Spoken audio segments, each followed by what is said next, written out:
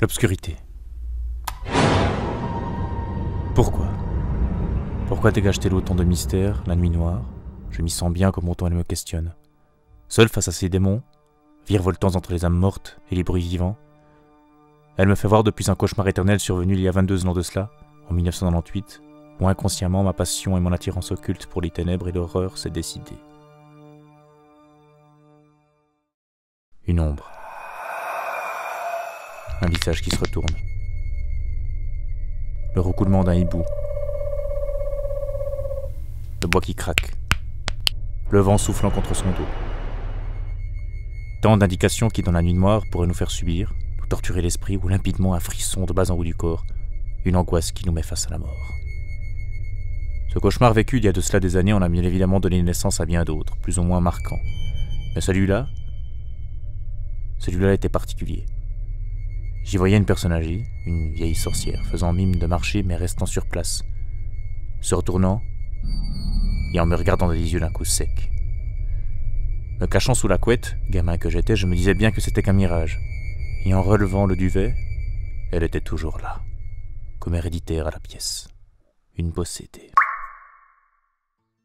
La peur qu'elle en a dégagée naît de notre inconscient à travers mythes et légendes racontés par nos aïeux le soir avant de se dormir durant notre enfance. La musique, plus particulièrement le métal, l'opéra, le classique qui tutoie les obscurités profondes dans certains moments de mélancolie onctueuse, les romans policiers, traitant de meurtre le soir de Jack l'Éventreur, ou romans policiers nordiques de Stieg Larsson ou Idrid Larsson, et bien évidemment le cinéma, la télévision, mais surtout le cinéma. Quand on évoque obscurité et cinéma, un seul genre nous vient en tête bien évidemment, l'horreur, mais l'horreur est partout. Car que vous le vouliez ou non, c'est ce qu'il y a de beaucoup plus exécrable qui fait de nous de temps en temps des histoires merveilleuses et qui fait de l'humain ce qu'il est, une brute. Et les peurs, folies, meurtres et signes d'indication de notre race, les humains. L'horreur est partout, même juste scéniquement musical dans des formes où ce n'est pas le propos. Que ce soit dans l'hommage ou pour donner du plus-value dans l'ambiance d'un film, je vois des moments tutoyant l'horreur dans les comédies, les drames, le fantastique, le western, le film de guerre, et même un genre qui le pratique admirablement bien, l'animation. L'animation qui emmène la précarité de tous mes cauchemars, des sorcières pour être précise, donc dans des films pour enfants ou des films d'animation. 3. Le magicien d'Oz. Going so soon? I wouldn't hear of it. Why, my little party's just beginning. Blanche-Neige. Now, begin thy magic spell. Et Maléfique dans La Belle au bois dormant. Well, quite a glittering assemblage, King Stephen. Royalty, nobility. Et qui inconsciemment me créera qui je suis par cette peur, cette folie, cette magie. La peur du noir s'explique par l'alternation de notre repère sensoriel dominant, la vision. La réalité fait alors place à l'imaginaire, sollicité par les autres sens, en particulier l'audition. Un craquement dans le noir? Voleur? Fantôme? La nuit n'est pas seulement absence de lumière, elle est aussi présence. Comme le disait Buffon au XVIIIe siècle dans son Histoire naturelle, c'est de là que viennent la frayeur et l'espèce de crainte intérieure que l'obscurité de la nuit fait sentir à presque tous les hommes. Si la plupart des adultes ont appris à canaliser cette peur, elle est très courante chez l'enfant vers environ 18-24 mois, une étape importante du développement psychomoteur. Elle est liée au sentiment d'abandon, plus pesant dans l'obscurité. En outre, l'enfant commence à sortir seul de son lit et l'absence de lumière perturbe son rapport à l'espace. Cette angoisse disparaît en général vers environ de 6 ans, mais notre instinct de survie nous pousse à nous méfier de l'obscurité toute notre existence. La peur du noir, elle est aussi présente dans toutes les autres formes de culture. Pas forcément que dans cette Europe occidentale. Notre vision de la vie de l'obscurité est différente de nous. L'anthropologue Jacques Galinier disait « Dans toutes les cultures ayant fait l'objet d'études approfondies, la nuit est toujours associée au danger. » L'obscurité, rendant les corps et les biens matériels plus vulnérables, ils font l'objet de protections appropriées. À Rome, par exemple, les voleurs nocturnes étaient punis plus sévèrement. Sous l'influence du christianisme, l'imaginaire collectif occidental a associé la nuit aux ténèbres, à la mort et au péché. Elle est plus ambivalente dans d'autres cultures, par exemple les Yukuna de Colombie amazonienne, qui ne font pas confiance à l'état d'éveil diurne. Seule la nuit est capable de faire circuler les savoirs des chamans. C'est aussi le moment propice au rite d'initiation, car elle est synonyme de transformation et de renaissance. Les jeunes filles Apache Mescaleros, près des White Mountains aux États-Unis, dansent, elles, toute la nuit autour d'un feu lors de la pleine lune de juillet pour devenir adultes. À chacun sa manière de vivre l'obscurité, donc. Pour la plupart, le fait de se trouver face à nous-mêmes est angoissant. Sans rien pour nous distraire ou attirer notre regard, à ce moment-là, nos soucis, nos souvenirs ou nos craintes peuvent vite refaire surface et nous oppresser. C'est à partir de ce genre de postulat que les auteurs vont jouer avec notre pression sanguine, pour nous prendre dans des œuvres gargantuesques. L'obscurité, donc, mère de toutes les craintes. Celle qu'on voit donc dans quelque sorte de cinéma, le cinéma de genre particulièrement, avec les grands auteurs qui allient souvent folie et mort, synonyme pour eux de cauchemar obscur. De moments interminables donc pour son protagoniste, comme ce que fait admirablement bien John Carpenter dans son Halloween qui fait vivre un cauchemar à Laurie Strode le temps d'une soirée, qui lui sera, on l'a encore vu en 2018, un cauchemar éternel. Ou bien quand Big John rentre dans la Pariana pure avec l'extraordinaire Antre de la folie, où là nous rentrons pleinement dans l'esprit de son protagoniste interprété par un Sam Neill des grands jours. Et dans ce film, il y a une scène absolument fascinante où un vélo, le rêve du vélo, qui comme toutes les routes imbicibles sont donc sans fin, éternelles. Comme donc un cauchemar de l'obscurité, qui vient violer ton esprit pour y marquer de son empreinte une peur incontrôlable. Je ne peux pas parler de tous les films horrifiques qui parlent de ces nuances de peur de l'obscurité, sinon nous en aurions pour des mois, surtout que pas mal d'œuvres sont d'une qualité subalterne à des œuvres de Hitchcock, Argento ou Nakakawa. Ce qui est fascinant avec la relation qu'a le 7e art, avec la peur de l'obscurité, c'est qu'au lieu de nous rassurer et d'y voir au moins une once de clarté, il nous casse, nous fait nourrir cette peur encore et encore avec d'autres artefacts qui nous fait croire que nos peurs, cauchemars et obscurs sont bien vivants, jusqu'à notre mort, et qui sait plus. C'est peut-être à partir de ce genre de postulat que certains autres postulats qui intéressent les plus gothiques d'entre vous s'y retrouvent, à travers l'œuvre d'un type comme Tim Burton par exemple, qui bien évidemment rigole lui de l'après-vie. Mais essaye tant bien que mal de nous y attacher à cette obscurité, souvent en chanson, Dancing pretty women are a wonder. Pretty women. ou dialogue, Ah, cet Antoine, il fume dès qu'on l'asticote. ou personnage attachant. Et d'Harvard et après, j'ai beaucoup voyagé. J'ai traversé la grande peste noire et ça m'a bien éclaté. J'ai vu l'exorciste 2747 fois. À chaque fois, je me marre comme un bossu. Qu'est-ce qu'il est chouette ce film, nom de Dieu! Sans oublier que vous parlez à un type qui est complètement mort. Alors ça vous va?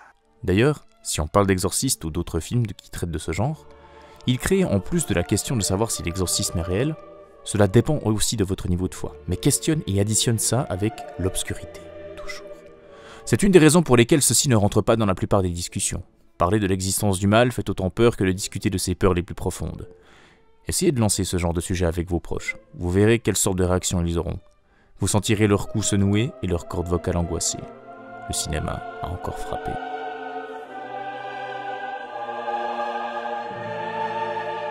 Ici, au plus profond de l'obscurité, il y aurait la vie. Vous pensez à l'enfer, moi j'y parle de vie.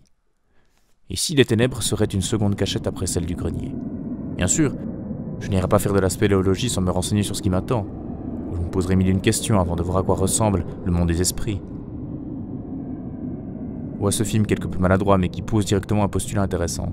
Si votre cauchemar, peur de toute obscurité, est réel physiquement et qu'il vient vous hanter toute votre vie, quelle serait votre réaction? C'est de là que commence ce film sorti en 2002 réalisé par Robert Harmon, Le Peuple des Ténèbres, qui malheureusement terminera sa course dans quelque chose de bien moins atypique. Comme ce que fait aussi maladroitement Francis Lawrence dans Je suis une légende avec Will Smith, qui à 15 minutes près a l'être infini immense, mais se termine avec la soif de justice de son héros et des zombies qui n'auraient pas dû être montrés au grand jour, en tout cas à ce point.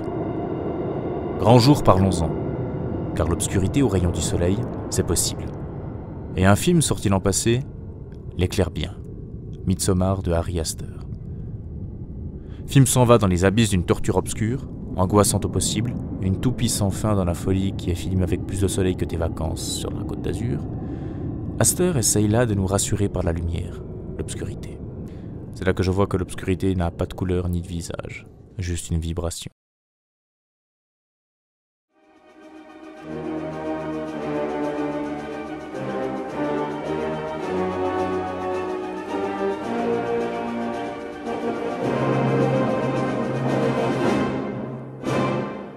Vibration si bien fait dans l'animation, comme je disais tout à l'heure, où l'obscurité joue de la noirceur.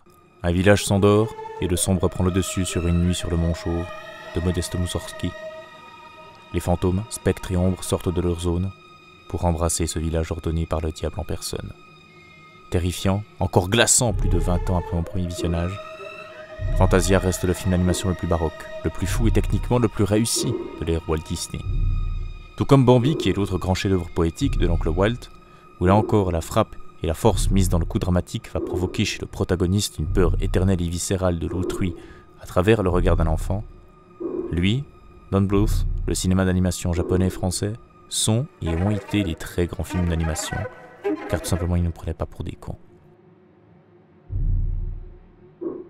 Car un adulte a tout autant la sensibilité d'un enfant vis-à-vis de l'obscurité et vis-à-vis de l'animation, et vice-versa. Et la peur se crée et se forme comme de la pâte à modeler pour toujours et à jamais. L'adulte est un grand enfant qui croit qu'il sait, l'enfant est un petit adulte qui sait qu'il croit. Donc messieurs les producteurs, ne soyez pas stupides et refaites plus d'animation au grand public, qui sera touché des thèmes encore incompréhensibles pour un enfant. Ça a plus marqué, croyez-le moi. Jamais aucune vision n'est possible, ni d'image précise, personnelle à chacun. Quelques-uns des personnages la traversent et la vivent différemment, comme pas mal donc de personnages aveugles. Comment le cinéma traite-le?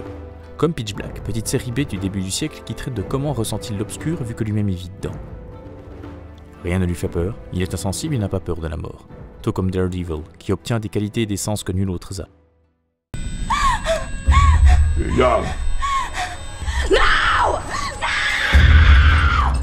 Aussi l'obscurité est elle-même aveugle, comme ce que font des jeunes dans une maison de type qui respire la noirceur. Quand on regarde un film comme Don't Breathe, le postulat est intéressant. La sensation de l'humidité à travers le bois, le métal et l'oxydation d'une lame, la chaleur des flammes, la froideur de la boue, le goût du sang, l'odeur de la putréfaction. Autant de sensations épidermiques, olfactives ou visuelles qui transpercent le filtre cinématographique, pour une expérience à part entière pour le spectateur. Ici, l'esthétisme du sang et des corps entaillés s'affiche sans timidité dans un film qui ose le retour à un gore réaliste. Il y a un retour à l'état pur, primitif, dicté par un cinéaste dont l'armature scénaristique est autrement plus développée. Alors si tu veux pas te réveiller dans Nostromo pour un cauchemar galactique, car là-haut aussi, ça régit plus que tout l'obscurité éternelle, ne sors pas sur la pleine lune de peur de te transformer en monstre, ou grand trauma qui va te faire devenir fou comme la photo bleutée de Birdie, terrifiant, étrange, flirtant avec la membrane qui sépare le rêve de la réalité, comme le fait bien le maître Lynch, ou encore une noirceur glaciale, folle et latent comme l'univers à la Clive Barker. La traversée de la nuit n'est pas toujours vécue comme un moment de repos, de détente, de lâcher prise, d'abandon, de plaisir. C'est aussi pour certains une épreuve, plonger dans le noir abyssal qui tétanise et le silence mortifère, se séparer de ceux qu'on aime, affronter la solitude, se retrouver avec soi-même et risquer de retrouver les monstres pulsionnels qui nous habitent. Faire face à la montée des pulsions sexuelles ou à leur absence, craindre de ne plus se réveiller. L'obscurité, le silence, l'immobilité du dormeur et son lâcher-prise font de la nuit le royaume des puissances maléfiques de nos pulsions qui ne se dissolvent qu'à l'aube, avec l'arrivée des premières lueurs. Ce sont toutes ces images en moi qui font que l'obscurité, que je m'y sens assez diverti pour que je trouve cet univers érotiquement plaisant, autant que j'en ai peur, avec tout l'inconnu qui peut en dégager. Je crois que, comme la mort, je ne saurais pas la réponse tout de suite. J'ai peur du noir comme on a peur d'un grand trou noir, tout plein de vagues d'horreur menant on ne sait où, la nuit lieu de crainte et d'effroi. Et toi, tu as peur du noir? N'est-ce pas parce que la nuit a beaucoup de choses à nous apprendre sur nous-mêmes que nous en avons si peur?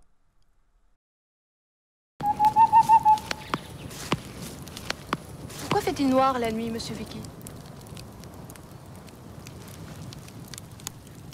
Peut-être qu'autrefois l'univers avait encore votre âge. Et que le ciel resplendissait de lumière. Et puis que le monde a vieilli. Il s'éloigne. Et quand je regarde le ciel entre les étoiles, je ne peux donc voir que ce qui a disparu.